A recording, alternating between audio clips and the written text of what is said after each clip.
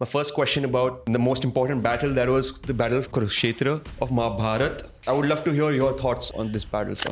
Now, they say in the Battle of Mahabharata, it was fought over 18 days. That is true. 4 million men participated and 3 million were killed, which I, as a military man, find it difficult to believe. Wars from Bharat and India. Is there a consistency in the ethics of the battle, sir? In battles, ethics are rarely followed. And I would say one thing, Indians have been far more ethical in their war fighting than most other nations. So they rightly say that everything is fair in love and war. Yeah, I guess. So India also has a very diverse geography. Yes. What is the significance of geography in warfare, in battles? If you look at Indian geography, I would say India has been blessed by geography. I see India as a very spiritual place as well. True. We are spiritual, we are pacifist, we are non-violent, right? But maybe as a result of that, we have allowed outsiders who are non-spiritual, aggressive, violent to rule us. There's been a lot of talks about the cyber warfare as well. What are your thoughts on that? Is India prepared, or what does India need to do to be prepared for such instances? Cyber warfare is the warfare of the future. Like I say, the first salvo of any future war will be a cyber attack.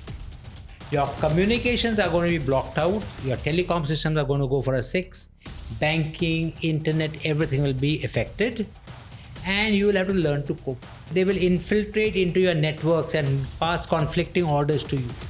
All these things you have to be prepared for. And whether India is prepared for it or not, I would say...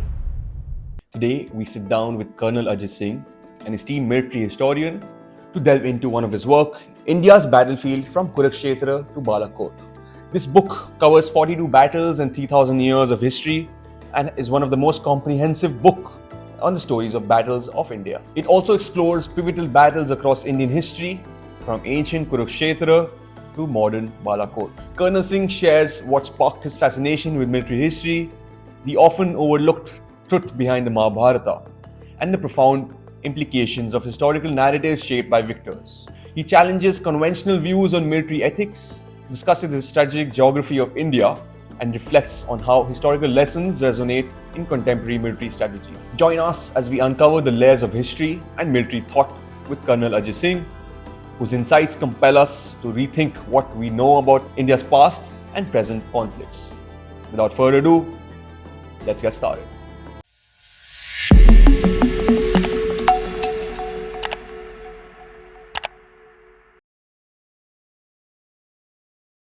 Before we dive into today's conversation, I just wanted to take a quick moment. We looked at the analytics and noticed that 93% of you who watch our videos regularly aren't subscribed yet. If you're enjoying our content and want us to keep going with more insightful conversation, we'd really appreciate if you could take just a second to subscribe. It might seem like a small action, but it goes a long way in helping us grow and bringing even more amazing content your way. Thanks for your support. It means the world to us. Now let's get back to the video. Welcome, sir. Thank you, Shivam. A pleasure being with you always. This is the second podcast I'm doing, and I'm truly enjoying and looking forward to it. Thank you so much, sir. What an honor to have a conversation with you. You've been writing a lot on a lot of conflicts that are happening around the world, but we would excuse those conflicts right now and talk about our history. Exactly. To begin with, I would like to ask you, sir, what was your inspiration to write such a book? Because such a book requires a lot of research. Yeah. Actually, I began writing this book when I was looking for some information. I was interested in history, in warfare. Now, I looked for information on India's older battles, and I found there was very little. And whatever was written from an outsider's eyes, the British perspective, the Mughal perspective. There was nothing written from a balanced Indian perspective. So I said to myself, let me start analyzing the battles on my own, using my military experience and my writing and things like this. It began off with 12 battles, 12 major battles. And then gradually, as I got deeper and deeper into it, I began evaluating all the other battles as well. And slowly, a collection of 42 battles emerged. And this led to this book, India's Battlefields from Kurukshetra to Balakot, in which I say it tells the story of Indian warfare from an Indian perspective. That is the aim of this book. I would, before I ask you any other question between these battles, my first question about the most important battle, that was the Battle of Kurukshetra of Mahabharata, is the era-defining war that we know about. Yes. I would love to hear your thoughts on this battle, sir. You know something, the Mahabharata, like they say, it took place almost in they say it's around the 3rd century or 4th century BC. It did take place. But the story of the Mahabharata as told to us, perhaps it has been embellished, modified. Remember, it was a spoken version which came to us. So it kept on changing with each rendition. Now, they say in the Battle of Mahabharata, it was fought over 18 days. That is true. 4 million men participated and 3 million were killed, which I, as a military man, find it difficult to believe because, they like this deployment space in that area of Mahabharata did not permit 4 million people to fight. And nor could 3 million people be killed. Their technology did not permit it. It all, also say that in that, like I said, a lot of embellishments have taken place. To give a small example, they say Arjun had an arrow, which when you fired, it exploded into flames. Maybe that was just naphthalene which was put into it, so it let a spark. They said he had arrows in which when you hit, a snake came out. Maybe that was just snake venom tipped onto it.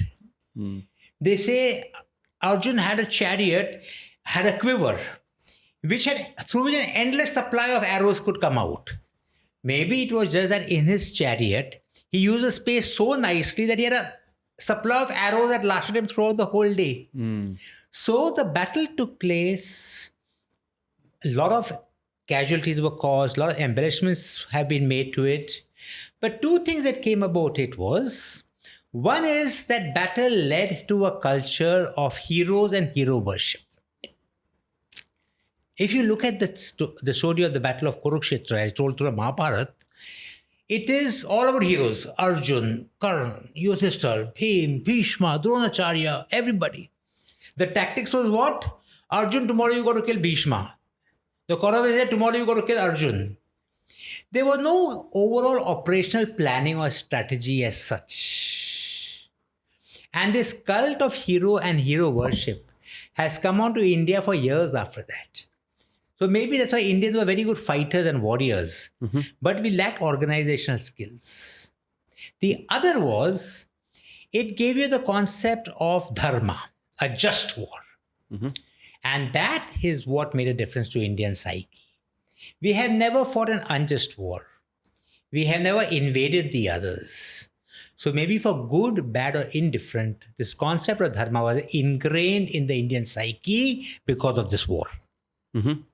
So since these are all wars from Bharat and India, do you see any common factor in terms of ethical standards of every battle? Is there a consistency in the ethics of the battles, sir?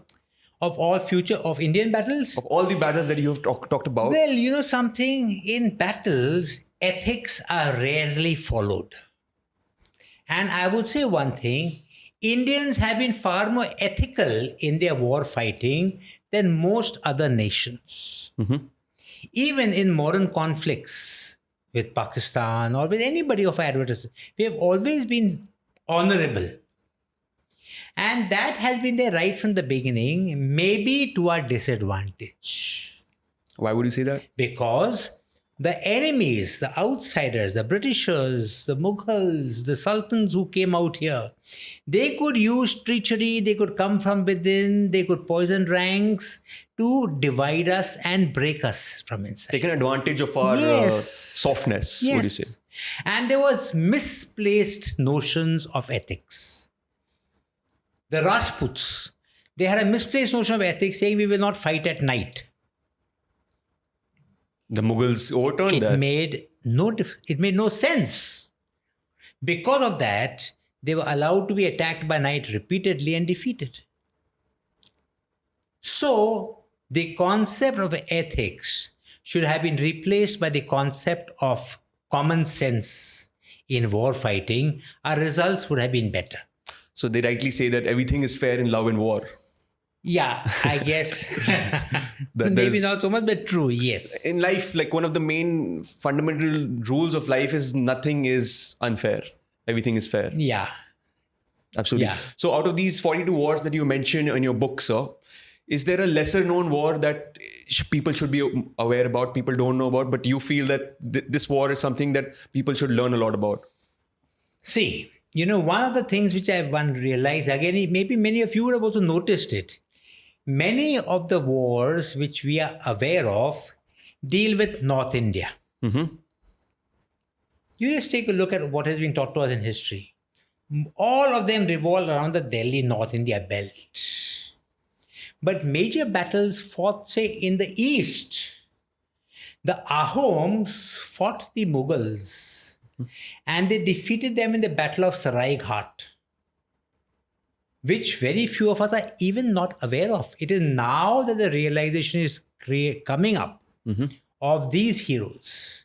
In the south, there was a Battle of Talikota, in which the kingdom of Vijayanagar was defeated by the combined armies of the Nizams of Hyderabad and the Deccan. That battle caused more casualties than the Battle of Panipat. But we have, some or the other, we have not been made aware of these. So the battles there were other things is battles in which Indians have emerged victorious over outsiders. The Battle of Wayanad, for example, in which Tipu Sultan killed a force of 10,000 Britishers near Wayanad Pass in one night. None of us are aware of it. Why? Because history was written by the victors, the British. So many of our victories have been lost to India and Indians as such. And many of these battles I have tried to bring out in my book. Since you mentioned about history is always written by the winners, do you want to tell me a little more about it, sir? Yes. It's an important factor. So easy.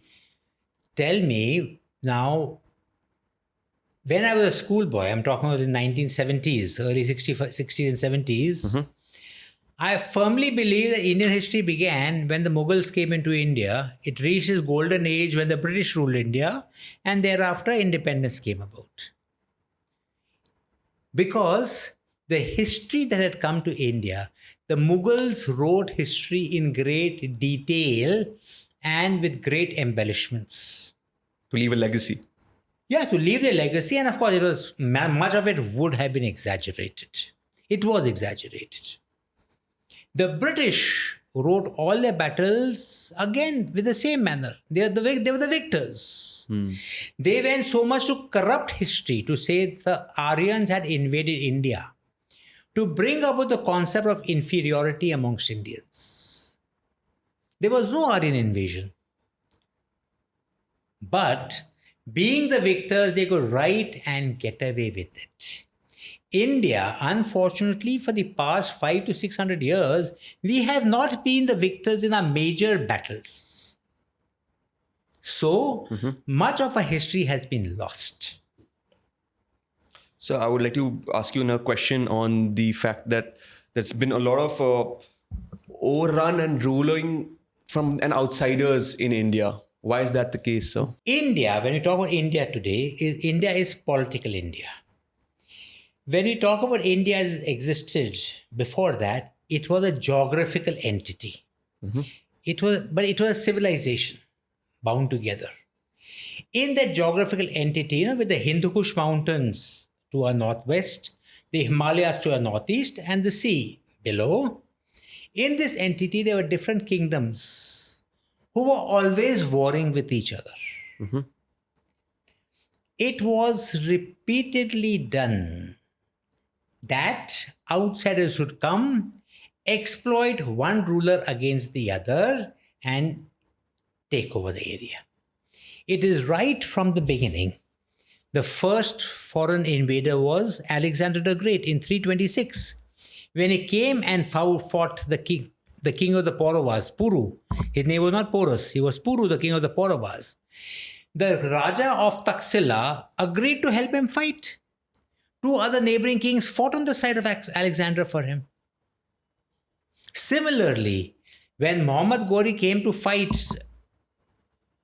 Prithviraj Chauhan in the Second Battle of Tarain, the locals assisted him.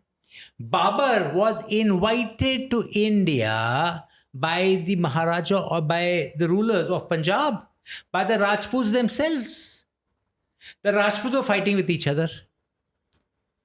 So this kind of division which took place, and to give us again a very small example, when the invaders were often allowed, Muhammad Ghori and Muhammad Ghazni were allowed to move through their kingdom of an Indian ruler to go and attack a neighboring ruler. So this is divide and rule, isn't Yes. it? That's what Britishers did as well. So because of that, because of our infighting, we were easy. We were ripe for the picking. Since we are on the subject of division and rule, why do we see that in India and not any other place, any other countries? Okay. Because like I said, India at that time, we had different kingdoms. Even the Rajput Empire was actually a series of different Rajput kingdoms. The Sisodiyas, Mewar, Kushawahas, the Tomars, they all had their kingdoms, and the kingdoms were perpetually warring with each other. Remember, we have got so much diversity in India. Each kingdom had its own traditions, its own language, its own dress code, maybe its own food, whatever. So they were not really one at that point of time. To give you an example, Russia. Russia is vast, but overall, the people, the culture, and all are more or less similar out there. Europe is divided into small principalities. Something like Italy or France or Germany or Austria are the size of some of our princely states today. So India being so large and so diverse, they've had to be divisions with us. And that is the greatness of India. In spite of all that, after independence, we have maintained that unity in a diversity. True, very true. That is the greatness of India, which very few people understand, but we will always remember and uphold it. Lovely, sir. Since we're speaking about India as a country which is not very old, it's about less than 100 years old, less than 80 years old. What was the turning point in the Indian history, sir? You are talking about pre-independence or what? I'm talking about pre-independence. I am going to tell you, India as a nation from independence is 70 years old, right? India as a civilization is over 7,000 years old. And I like to deal with India as a civilization. Absolutely. Which goes back right to the times when the Indus Valley civilization, the Harappa civilizations, they were about 2,000 years ahead of the time even then. And the turning points which you're asking me came when outsiders came into India and began changing the order, settling down and ruling. And of that, the first turning point, as you put it, could be in the Second Battle of Tarain, when Muhammad Ghori defeated Prithviraj Chauhan. I say that was the turning point because after that, the Sultanate came into Delhi. And it was outsiders who ruled the throne of Delhi. From 1192 onwards, the Sultans. From 1526 onwards, the Mughals, and then the British.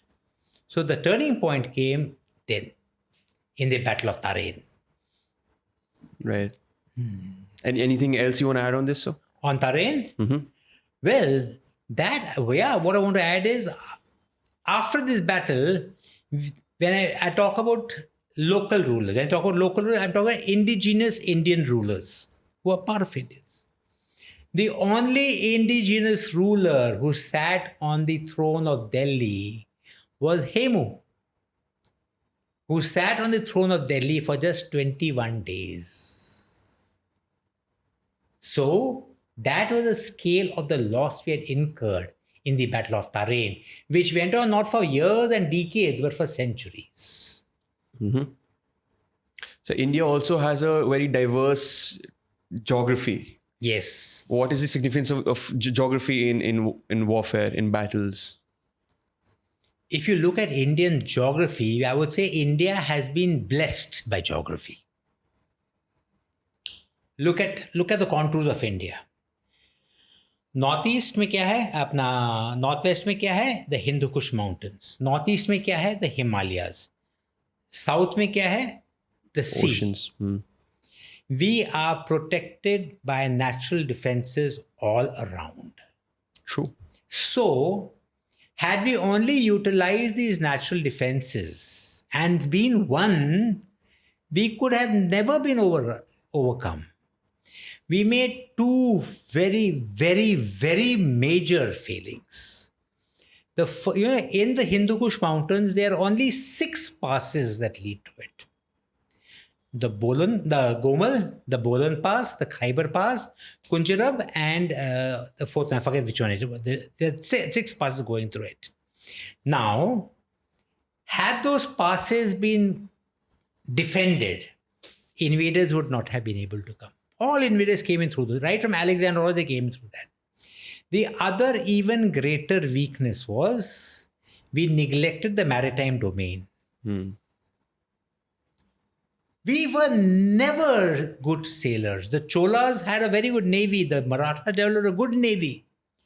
But Indians neglected the sea, which allowed a European nation that is 1/10 that size to come rule and govern India. Is it because we were never looking to expand? Yes. You were never looking to expand. We never looked to expand, but at least we have looked to trade. We did trade with Southeast Asia. And if you take a look at it, the very fact that Buddhism spread from India so far across, and thanks to the Cholas, the Guptas, the Mauryas, who were sailing to trade. But we were, like I said, we were never sailing to conquer. True. Which was the difference. Other nations sailed to outside lands to conquer.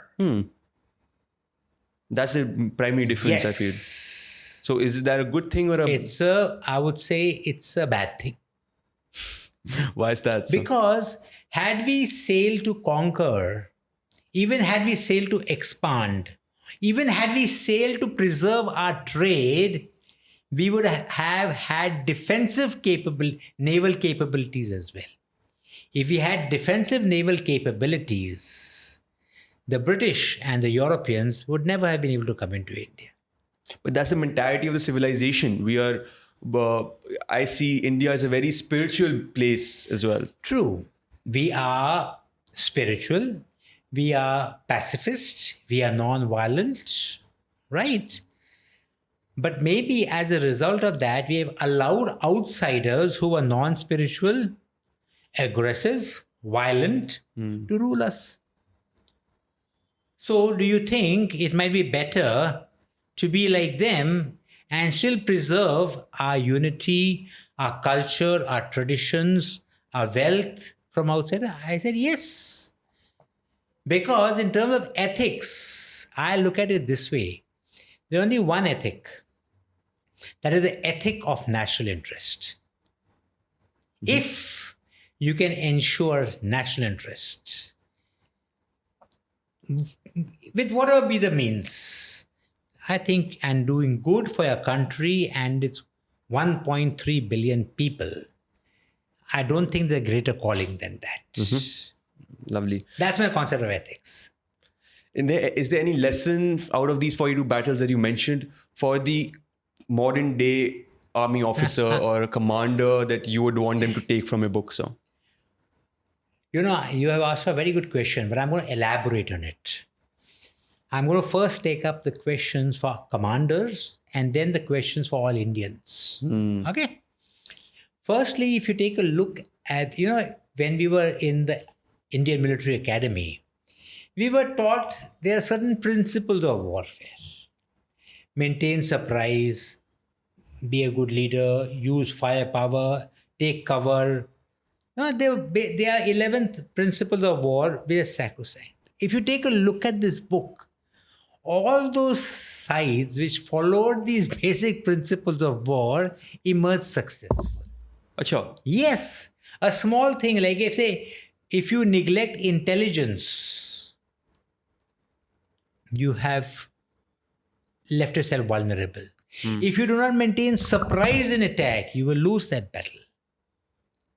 So the lesson to the modern commander is the lessons of the principles of war are applicable now as much as they were applicable 3,000 years ago. Are you talking about the philosophy or the fundamentals? These are the fundamentals of war. The fundamentals of war are this: maintaining surprise, concentration of force, maintaining a constant aim, maintaining administration. All these are already given down in every military manual. And even in those days, in Chanakya's writings, he had mentioned all these things in different forms, of course. So what I want to bring out is these remain constant today as they were earlier on. But more than the military commander, it is a lesson to the Indians. And the big lesson that emerges from these battles is one thing I've noticed is whenever India and Indians were united and together, we have won that battle or that war. 71, for example. Whenever we were divided, which was most of the time, we have lost, and outsiders that exploited that fissures which were there, allowed us to defeat ourselves and come and rule us. That's one lesson we must always remember, that in spite of our diversity, India should be one and never be divided and allow outsiders to use these divisions. Well said, sir. Shall we change our focus to the post-independence wars? Yes. Tell us about the first post-independence wars, sir. Well, as you know, the first in the post-independence war... There have been 5 in total. Post-independence, there have been 5 major wars. 5 major wars, correct. You start off with the first one was, of course, the Kashmir War, which was also India's longest war. It began actually on, we got independence 15th of August 1947. On 22nd of November, the Pakistanis attacked. Less than 2 months after independence.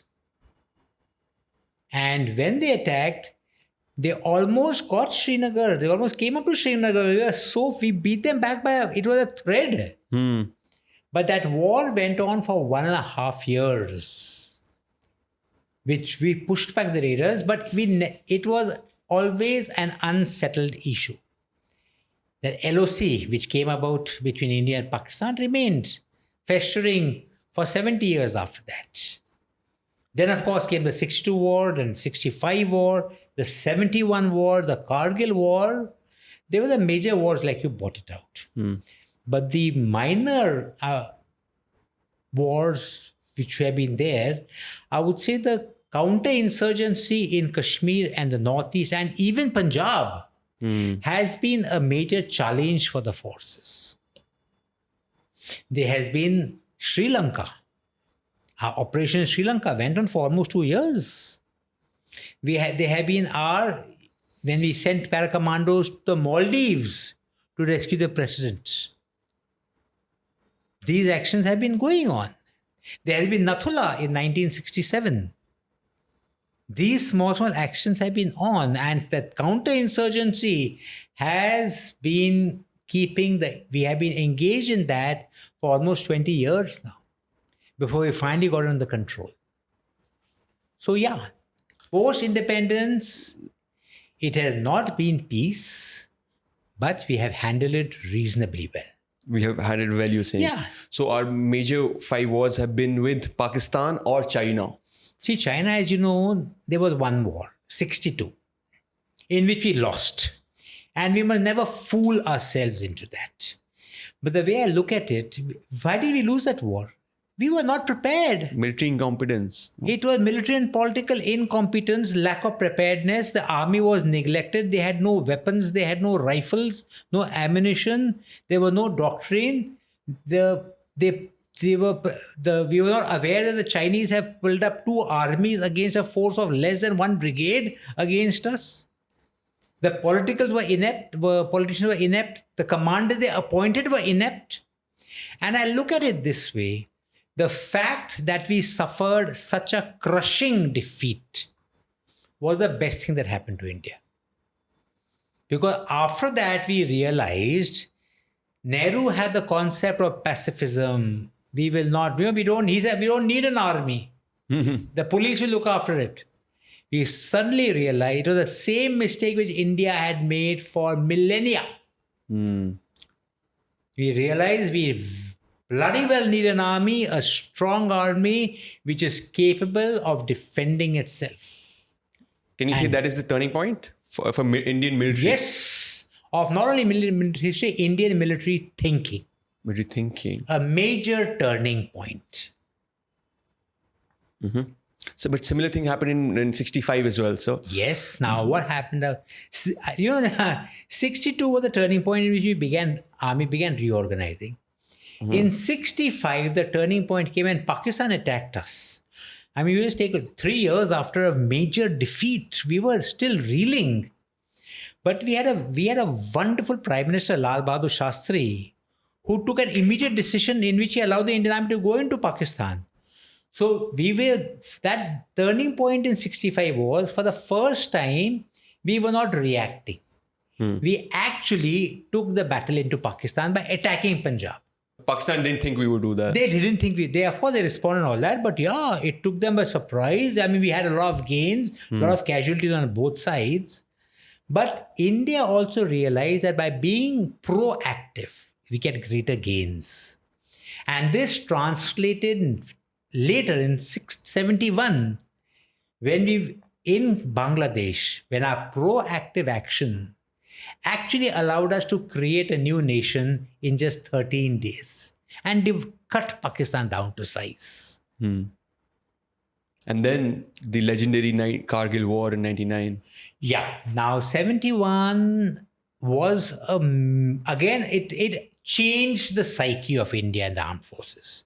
It was such a major victory. It changed our psyche. It gave us confidence, tremendous confidence.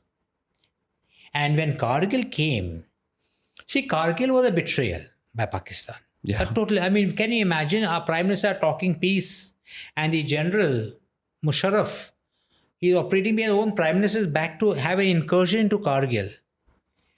So I won't call Kargil a turning point. Kargil was a lost opportunity in which India-Pakistan relations could have actually turned tremendously for the better. They were about to. They were about to, because Prime Minister Vajpayee was a very mature, he was a statesman. Lahore Agreement it was called. The Lahore Declaration, when Nawaz Sharif and Prime Minister Vajpayee were shaking hands and talking about increasing trade, trying to resolve the Kashmiri issue so that it is okay to all sides. And he himself went to the Pakistani tower. It was an acknowledgement that India accepts Pakistan. You are an independent nation and we are an independent nation. But now let's live as friends and brothers. But the scars of 71 was still... No. That was finished now. That would have all been wiped out had Musharraf not betrayed his Prime Minister, his country, India, and launched a ridiculous operation in Kargil, which actually was the turning point. Well, after that, India can never trust Pakistan. But the way we handled it and the victory in that put India on an upward trajectory. And if you take a look at it, Pakistan started going, its downward trajectory began then.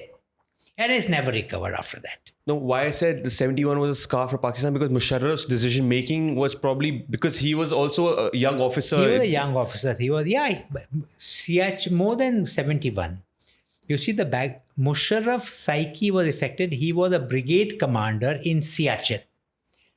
When the Indians, and he's known to be a Rambo, a para-commando. He thinks he's a, and he launched operations, all of which were abject failures.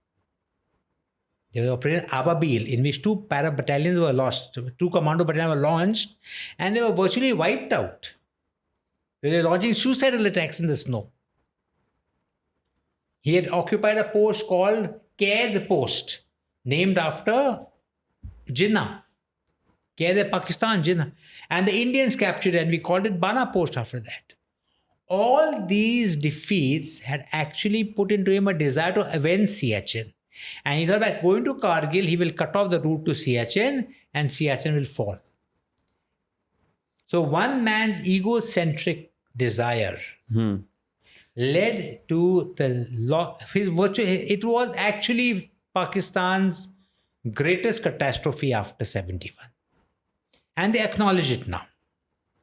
So has India learned its lessons from all these wars? From all the wars that we're talking about? Yes, I think we have. Firstly, we are prepared. We have a strong, very capable army. We are infusing a lot of technology into it, right? We are learning. I will still say preparation, like preparation of all army, it can never be 100% correct. But yes, we are on the right lines. By investing a lot in Atmanirbhar defense and manufacturing, also theaterization, presenting DMA, CDS DMA. Yes. Are these an important part of a military? Very important. The Atmanirbhar is extremely, just look what's happening in Ukraine. Because they can't produce their own weapons, they are totally dependent on somebody else for their war. We have to be self-reliant, and we have to be an export powerhouse of weaponry. We have the potential for that. But we have to also be honest and realize that our technology is a good 10 to 20 years behind the cutting edge technology required. True. So the first step to Atmanirbhar is obtaining the technology and then using it to continue. Otherwise, you'll always be playing catch up only. True. We aren't highly into research and development at the moment. Yes. It is good to learn from others' experiences. It is best to learn from our own experiences. It's happy to know that India has learned from both our own experiences in all the battles that you have talked about, and also all the conflicts that are happening around the world. Do you have any lessons for India from the ongoing lessons? See, firstly, the Russia-Ukraine war has got huge lessons. It is in the manner in which both sides have fought the war. The Ukrainians have fought an excellent defensive battle. The Russians have fought a good offensive battles with a few blips, all right. So learn from that blips. They have misused mechanized forces. Learn from that. The drones have been used so effectively by both sides. Use that. Mobile telephones has been used as an instrument of war by both sides. Learn from that. Communication, the use of the internet, mobile internet in the battlefield has now become a battle-winning factor. Use that. The need to be able to fight a long war, it may be forced upon us. If it is, yes, be prepared for that. Don't imagine the next war will be a 10-day war. Mm-hmm. These are lessons which we can learn and we must carry away with us. There has to be a civil-military cooperation as well. Always. Not the civil military. You see, any war is not the military fighting only. All arms of the government, the political arm, the diplomacy, finance, industry, agriculture, everybody has to work in harmony. True. And the one time when we saw it was in 1971, when there was tremendous synergy in all arms of the government. That is the kind of synergy we have to attain now. Absolutely. So, since we're talking about wars and battles, the warfare is changing as well. So, with the upcoming technological advancement, there's been a lot of talks about the cyber warfare as well. What are your thoughts on that? Is India prepared, or does India need to do to be prepared for such instances? Cyber warfare is the warfare of the future. Like I say, the first salvo of any future war will be a cyber. It will not be an artillery attack like it used to be earlier. It will be a cyber attack. Your communications are going to be blocked out. Your telecom systems are going to go for a 6. Banking, internet, everything will be affected. And you will have to learn to cope with it. You will get conflict. They will infiltrate into your networks and pass conflicting orders to you. All these things you have to be prepared for. And whether India is prepared for it or not, I would say we have got reasonably good defensive capabilities. But remember, we do not know what are the offensive capabilities of the enemy. Nor do I know what are our own offensive capabilities. So we have to be prepared for virtually every scenario of a cyber attack that can come onto us and be able to take it on. Even in this, we have made a lot of headway. Never perfect, never optimal, but yes, at the moment, good headway, and we are aware of the threat and moving towards countering it. Lovely. And be prepared for the worst. Yes, you always have to prepare for the worst. Lovely, sir. This has been a very insightful conversation for me on the different battles that India has been a part of. Would you like to speak a little about your book and finish it? Why should anyone be reading this book, sir? This book, Shivam, if you've gone through it, you will realize there are 42 battles. Each of the battles have been described in about 1,500, 2,000 words or so. And it is a story. When I speak about the book, I speak on it, I call it the story of Indian warfare. So for me, the audience is young people like you, schools, colleges, management people, who should be aware of Indian history and warfare from an Indian perspective. To them, I say, be aware of our culture, be aware of our heritage, be aware of our history, of our battlefield history. Visit the site of some of these battles. It is a pilgrimage you are going on. Do that. Once you're aware of this, I can always say one thing. We have to learn from the lessons of history. Because they're saying now, those who do not learn from the lessons of history are condemned to relive it. Relive it. Wow, sir. Thank you so much for sparing the time for this podcast. Really appreciate you on that. It was quite insightful for me, and I'm sure it's been for the audience as well, sir. Thank you. It is such a pleasure, and I've truly enjoyed this interaction. Thank you so much, sir. Thank you, and Jai Hind. Jai Hind. We at TOAP are working really hard to take this podcast to the next level. Our guests are going to get even better. Our production quality is going to get even better. And hopefully, I'm going to get even better too. Most importantly, we are committed to being consistent and continue to do what we love the most. Until then, keep reimagining yourself and know that the power of change lies within you. Jai Hind.